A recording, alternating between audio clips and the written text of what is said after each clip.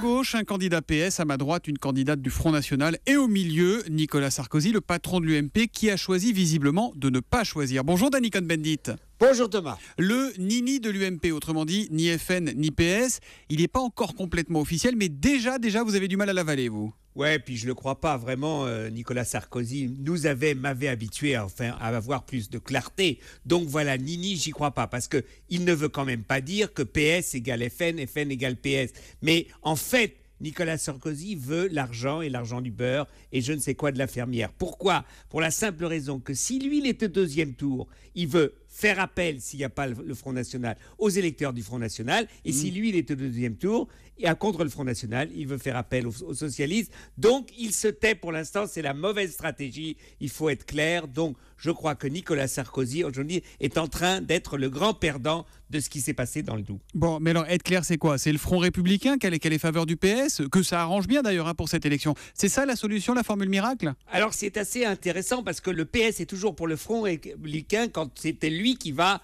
être favorisé par ce front. On l'a vu d'ailleurs, par exemple, à Béziers, aux élections municipales, où le PS n'a pas réussi, que sa candidate se désiste au deuxième tour des municipales. C'est pour cela que Ménard a été élu. Donc, ça veut dire, et ça, il faut que le PS le dise franchement, au départemental en mars et au régional qui vont suivre, le PS suivra le Front républicain. À chaque fois que c'est FN, UMP, il appellera à voter UMP. J'aimerais voir, on verra. Bon, ben ça, on verra ça dans quelques semaines. En tout cas, tout ça, c'est un fumé de cuisine politique, mais on oublie un peu les électeurs dans cette histoire. Ils pensent quoi ? Ils vont faire quoi de tout ça ? Ils aiment plus trop qu'on leur dise là où il faut faire, les électeurs. Exact. Et c'est là où ça va être intéressant, cette élection partielle, parce que la porosité entre une partie de l'UMP et le FN, on va voir dans les urnes. On va voir si les gens se déplacent pour voter Front National de la part de l'UMP, et la désaffection d'une partie de l'électorat de gauche.